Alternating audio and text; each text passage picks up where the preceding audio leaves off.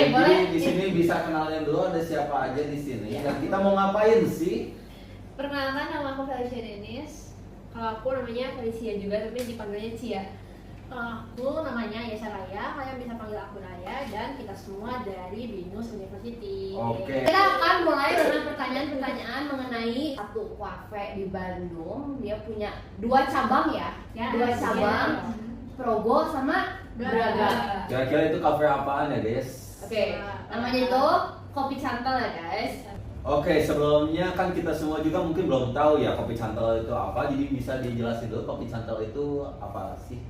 Nah, jadi Kopi Cantel itu salah satu kafe di Bandung. Sebenarnya ada juga satu di Jakarta. Kopi Cantel ini mereka fokus dengan produk kopi dan makanan-makanan berat, dessert juga ada.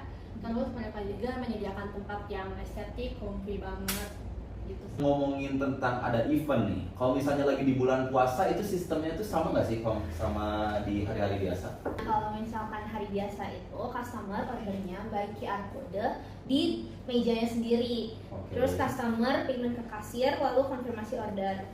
Terus orderannya di send by system ke hot kitchen dan dapur, terus diantar oleh waitress ke meja sesuai dengan pesanannya. Tapi kalau misalkan pada buka puasa, pada saat puasa, customer harus reservasi dulu via WhatsApp. Kalau misalkan pada saat puasa itu customer reservasinya H1 by WhatsApp.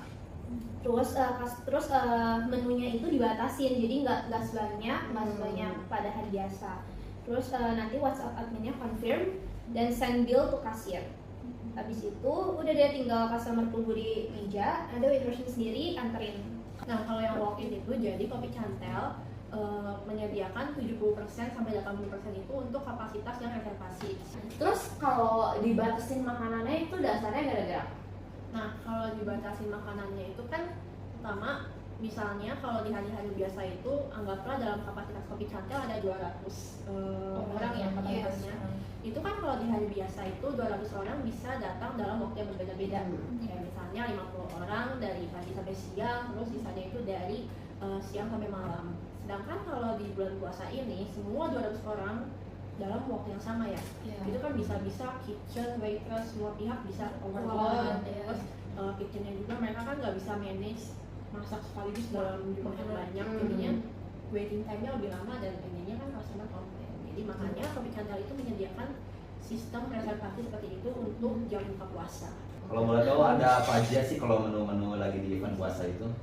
Biasa tuh kalau misalnya di event puasa tuh rata-rata tuh yang ayam contohnya kalau Oh, misalnya. ayam. Iya, jadi kan kayak daging-daging kayak Proteinnya sama gitu proteinnya ya? sama ya. Tapi paling kayak bumbunya itu bisa beda. Oh. Karena kalau misalnya proteinnya beda-beda tuh kan kitchennya juga bisa kewalahan. Jadi bisa nge-manage. Emang kalau kayak gitu menunya apa dong kira-kira? Kalau di bulan puasa ini di jam buka puasa dari jam 5 sampai jam 7 ya kalau nggak salah. Itu tuh ada menunya, yang pertama proteinnya tuh ada yang ayam dan daging. Proteinnya itu sama, tapi bumbunya itu beda. Sama ayam-ayam gitu ya? Iya, same thing kayak daging sapi juga seperti itu. Oke. Nah, ada juga nasi goreng sebenarnya. Nah, kenapa mereka nggak serve nasi goreng juga? Itu tuh karena secara penyajiannya juga bisa langsung banyak. Jadi mereka kalau udah ada orderan nih, mereka tinggal nge-scoop aja nih kayak lagi di prasmanan. Berarti efisiensi waktunya Iya, itu betul. bagus juga ya untuk. Jadi udah disiapin stok si protein, stok lauk-lauknya itu udah disiapin dari sebelum buka puasa ini. Nah di sebelum-sebelumnya Ups apakah and ada downs ya, atau kayak atau bisa sampai terjadi sistem ini tuh gara-gara apa? Sebelumnya Kopi Cantel itu mereka memang sudah pernah membuka sistem buka puasa seperti ini, tapi mereka nggak bikin sistem reservasi, nggak ada sistem menu spesialnya juga. oh berarti kalau kayak gitu kata gue sih kayaknya bakal kewalahan Iya, nggak sih? itu semuanya kewalahan. Kopi Cantel next year mulai evaluasi terus bikin sistem baru kayak gitu. Berarti kebijakan ini terdirikan dari melihat masalahnya gimana Iya. dan menyelesaikan masalahnya di tahun-tahun berikutnya. itu kayak gimana. Dievaluasi. Iya. Jadi apakah ada perbedaan? Misalnya kan di hari biasa itu kan shiftnya mungkin ada berapa, dan kalau di waktu lagi event puasa itu shiftnya apa ada perbedaan jadwal atau kayak gimana? Nah, kalau sistem shiftnya sendiri pada hari biasa atau bulan puasa itu sama, tapi kalau pada bulan puasa itu shift 2 dan shift 3 waktunya dibikin berdekatan. Jadi mereka itu karena waktunya berdekatan, otomatis staffnya itu kan jadi makin banyak, Iya. jadi saling membantu. Kita kembali lagi ke day biasa aja nih, hari normal. Jadi gimana sih sistem supply chain-nya itu kalau di hari-hari biasa itu gimana? Nah, untuk kalau misalnya ngomongin supply chain sih sebenarnya nggak beda jauh ya di hari biasa sama di bulan puasa. Cuman di Kopi Santau tuh kita ngambil bahan sama bumbunya tuh dari satu central kitchen aja. Terus central kitchen, what central kitchen? Nah, central kitchen itu jadi dapur utama yang mengakomodasi Oh. untuk ke semua cabangnya. Jadi ini khusus untuk cabang di Bandung aja, karena kan di Jakarta cuma ada satu, sedangkan di Bandung itu ada dua ya. Ada dua cabang untuk menjaga konsistensi rasa, konsistensi kesedaran produk, untuk memperhitungkan stok-stok yang cukup untuk kedua cabang tersebut. Maka Kopi Cantel memutuskan untuk mempunyai central kitchen. Nah, central kitchen ini jadi mereka yang bikin bumbunya, mereka yang bikin mereka yang nyiapin proteinnya, mereka yang nyiapin bahan-bahan bakunya semuanya, dan mereka juga yang mempersiapkan stok-stok yang tepat untuk kedua cabang tersebut. Jadi kan tentunya stok untuk Rogo dan Braga itu kan keduanya berbeda ya, ada demand-nya sendiri gitu. Jadi mereka yang supply kayak gitu. Kenapa harus ada central kitchen? Kenapa nggak masaknya kayak di masing-masing cabang masak sendiri, ini masak sendiri?